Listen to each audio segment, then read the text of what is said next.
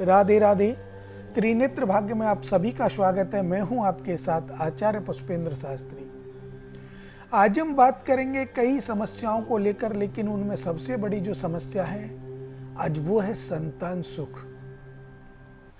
बहुत समय हो जाता है विवाह को बहुत समय हो जाता है लेकिन संतान नहीं हो पाती। ऐसे कुंडली में कौन से योग हैं कि ये संतान सुख हमें प्राप्त नहीं होता, और उस माता बहन को जिसको संतान सुख नहीं है उसको बहुत बड़ा कष्ट होता है। और वो कष्ट है आस पड़ोस के बात बनाती हैं, लेडीज माताएं बहनें, घर की माता बहन बात बनाती हैं तो उनको वो कष्ट महसूस होता है। तो आज इन्हीं सब बातों पर हम बात करेंगे कि कुंडली में ऐसा कौन सा योग संतान सुख नहीं होने देता है, संतान सुख कब होता है, फिर हमारे मन में जो प्रश्न है, जो मन का प्रश्न है कि कितने संतान हमें होंगी, कौन से नंबर पे पुत्र होगा, कौन से नंबर पे पुत्री होगी, वो चीज अलग है। उसको बताना ना बताना कोई ऐसी बड़ी बात नहीं है, लेकिन सबसे पहले जो रत्न है, रत्न मतलब संतान है, वो प्राप्त हो जाए। अब चाहे वो लड़का हो या लड़की, कभी नहीं सोचना चाहिए कि लड़का है नहीं है, लड़की है या लड़की है या लड़का है, ये कभी नहीं सोच लानी चाहिए अपने मन में, क्योंकि आज दोनों ही बराबर हैं। तो विशेषकर जो कुंडली का माध्यम आपको बताएगा, मैं वो आपको बताने जा रहा हूं कि कुंडली के अंदर 12 भाव होते हैं। 12 भावों में नवग्रह विराजमान होते हैं, और उन 9 ग्रहों में जो 9 ग्रह हमारे विराजमान हैं, उन 9 ग्रहों में पता चलता है कि कौन सा ग्रह किस भाव में बैठा है और ये संतान के लिए कैसे सूटेबल होगा। तो देखिए, सबसे पहले संतान सुख के लिए हम देखते हैं पंचम भाव को। लगन का स्वामी, पंचम भाव का स्वामी, सप्तम भाव का स्वामी, एकादश भाव का स्वामी और नवम भाव का स्वामी, इनको हम देखते हैं कि इनकी स्थिति कैसी है। अब अगर इनकी स्थिति अच्छी है तो ये विराजमान कहाँ है, कुंडली में किस अवस्था में बैठे हैं। तो देखिए, पंचम भाव का स्वामी अगर पंचम भाव में बैठा है, पंचम भाव का स्वामी अगर पंचम भाव में बैठा है, अब वो नर है या मादा है, क्योंकि ग्रहों की जो शाखा है वो बदली हुई है। कुछ ग्रह स्त्री लिंग में होते हैं, कुछ ग्रह पुल्लिंग में होते हैं। अब वो नर है या मादा, अगर नर है तो प्रथम संतान पुत्र रूप में आपके यहाँ पैदा होगी। अगर वो मादा है तो प्रथम संतान आपके यहाँ पुत्री के रूप में पैदा होगी। अब ये कैसे पता चलेगा, जब कुंडली का आंकलन करेंगे। और ऐसे ही अगर दूसरी संतान के बारे में देखें, मान लीजिए आपके पास एक संतान है, चाहे वो लड़की है या लड़का, अब आप चाहते हैं दूसरी संतान हमें क्या प्राप्त होगी। तो दूसरी संतान के बारे में अगर देखें तो देखें, पंचम भाव का स्वामी अगर सप्तम भाव में बैठा है और सप्तम भाव का स्वामी पंचम भाव में बैठ जाए, या ये दोनों एक दूसरे पर दृष्टि दे रहे हो, तो मान लीजिए वही सिस्टम, अगर नर है तो द्वितीय जो संतान है आपकी वो पुत्र रूप में होगा, और मादा है तो पुत्री रूप में होगी। लेकिन इसके लिए आपको इतना चिंता नहीं करना कि पुत्र होगा या पुत्री होगी, वो दोनों ही एक समान हैं। और हम तो हमेशा ये कहते हैं कि हमें कभी भी इन चीज़ों में भेदभाव नहीं करना चाहिए, और हमारे जीवन में जो हमें मिलेगा वो परमपिता परमात्मा की कृपा से मिलेगा। लेकिन जो मिल नहीं रहा है, देखो, या तो लड़का होगा या लड़की होगी, लेकिन अगर कुछ भी नहीं है, संतान सुख आपके पास है ही नहीं, तो वो दुख है, उसको दूर करने के लिए आप हमसे संपर्क कर सकते हैं इन्हीं नंबरों पे, और उसका समाधान पा सकते हैं कुंडली के द्वारा। अगर हम कुंडली का आंकलन करें और आपको बताएं तो निश्चित मान लीजिए, अगर जैसा योग आपकी कुंडली में बनता है तो 3 से 4 महीने के अंदर अंदर, ज्यादा समय की बात नहीं करूंगा, 3 से 4 महीने के अंदर अंदर मेरी माता बहन जो भी है जिनको संतान सुख नहीं है वो गर्भवती हो जाएंगी, ये निश्चित है। लेकिन एक चीज आपको इसमें देखनी पड़ेगी, कोई मेडिकल प्रॉब्लम तो नहीं है।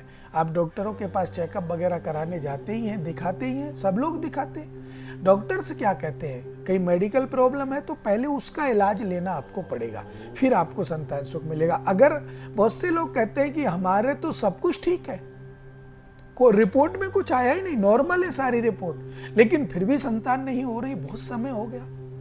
तो उसके लिए आप एक नियम अवश्य बना लें कि गुरुवार के दिन और सोमवार के दिन, ये नियम बना लीजिए आप।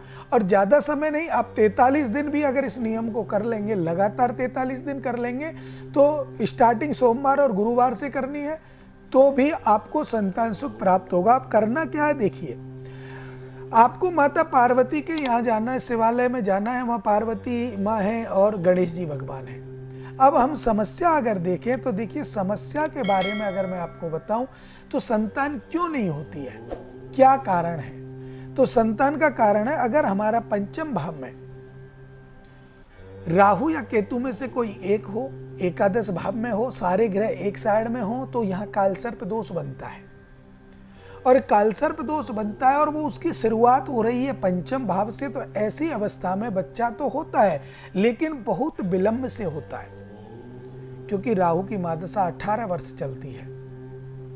तो 18 वर्ष में जब जब उसकी प्रकोप आता है, अर्थात शत्रु ग्रह आते हैं या नीच की राशि जब आती है, तो उसको ये समस्याएं बहुत ज़्यादा सताती है और बच्चे नहीं हो पाते, बहुत लंबा समय हो जाता है। व्यक्ति को जब तक उनका समाधान नहीं होता, बच्चे नहीं ही होंगे। अब पहला हुआ कालसर्प दोष। दूसरा बेटा, अगर आपकी कुंडली में, चाहे वो पति की कुंडली में या वो पत्नी की कुंडली में पितृदोष लगता हो, तो भी बच्चे होने में परेशानी आती है, बच्चे नहीं हो पाते जब तक पितरों का समाधान ना कराएं, या 7 वर्ष, शादी के 7 वर्ष बाद होंगे या शादी से 5 वर्ष बाद होंगे, 5 से पहले नहीं हो सकते अगर कुंडली में पितृदोष है, और वो भी समाधान के बाद। तीसरा कारण बच्चे नहीं होते उसका, अगर पंचम भाव का स्वामी, ध्यान दीजिएगा, पंचम भाव का स्वामी छठे भाव में या अष्टम भाव में या द्वादश भाव में बैठा हो, और 6, 8, 12 का स्वामी पंचम भाव में बैठा हो, तो भी संतान सुख में थोड़ा विलंब होगा, 8-9 साल के बाद संतान होगी। और अगर इनका उपाय हम करा लेते हैं, उपाय अगर हम करा लेते हैं, तो संतान सुख आपको उसी पल मिलेगा कि आप जब उपाय कराते हैं उसी में 1 महीने, 1.25 महीने के अंदर आपकी पत्नी गर्भवती होगी, भगवान की कृपा आपके घर पर बरसेगी। तो हमें विशेष ध्यान रखना चाहिए कुंडली का, कि कुंडली के द्वारा हम आपको किस अवस्था में पहुंचा सकते हैं और किस अवस्था में हमें संतान सुख मिलेगा। अगर ग्रहों को हम देखें, कुंडली को हम देखें, तो अगर आप बीमार हैं, जैसे अभी ये बेटी थी जो कॉलर थी, बीमार रहती थी, तो ये भी अगर मुझे सुन रही है तो ध्यान से देखें, ये 4 उपाय अगर ये भी करेगी तो इसका भी शांति से शरीर में शांति मिलेगी, स्वास्थ्य ठीक होगा, लेकिन वो कुछ दिन के लिए होगा, धीरे धीरे वो ठीक होगा। तो देखिए, एक तो चींटियों को आप भुना हुआ आटा, घी और बूरा मिलाकर के गोले में भर के चींटियों के स्थान के पास दबा दीजिए, चींटी उसको खाएंगी, वो उनकी आत्मा तृप्त होगी, वो भगवान से कहेंगी, हे प्रभु, जिसने हमें भोजन दिया है उसका सर्व मंगल हो, तो आपका सर्व मंगल होगा, आपका स्वास्थ्य भी ठीक होगा। ये कोई टोना टोटका नहीं है, आप टोना टोटका मत समझना इस चीज को। ये हम किसी डेली हम किसी को नहीं जिमा सकते। अगर हम चींटी जिमाने की बात करें, चींटियों को आटा डालें, तो हम डेली नहीं डाल सकते, भूल भी सकते हैं, नहीं जा सकते, बारिश हो सकती है, अनेक प्रकार की समस्या है। लेकिन एक बार आपने अगर दबा दिया उस गोले को भर करके, तो 1 साल तक उसमें से चींटियां भोजन प्राप्त करेंगी, तो 1 साल तक वो आपको आशीर्वाद देंगी, उनकी आत्मा आशीर्वाद देगी। और आत्मा वही है जो हमारे अंदर है, वही चींटियों के अंदर है। वो ऐसा नहीं कि उनके अंदर छोटी, हमारे अंदर बड़ी है, आत्मा तो आत्मा है, सूक्ष्म रूप। तो वो हमें आशीर्वाद देती है, तो हमारा स्वास्थ्य ठीक होगा, व्यापार में बरकत होगी। दूसरी बात, मछलियों के लिए गोल गोल आटा जो गोली बना करके, छोटी छोटी गोलियां बना करके जलाशय में डालें, उसको करने से भी आपकी बीमारी दूर होगी, ग्रह शांति होगी, और घर में कलेश अगर होगा तो वो भी दूर होगा। तो ये उपाय आप दोनों करेंगे तो आपको राहत निश्चित मिलेगी। और जिसको भयंकर बीमारी है, ज्यादा बीमारी है, तो वो एक नारियल ले, एक नारियल और 1.25 किलो बतासे, उनको लेकर के और सीधा जलाशय के पास चला जाए। एक कोई बंदा साथ लेकर के जाए और जलाशय के पास, बहते हुए पानी के पास, नदी के पास या कोई ऐसी जगह है, वहां बैठ करके वहां बैठे और अपने ऊपर 21 बार उसे उसारे। 21 बार उसारने के बाद बहते हुए जल में उसको बहा दे। नारियल और बतासा एक साथ डाल दे। फिर आप देखिए धीरे धीरे करके उसका भी स्वास्थ्य ठीक होगा।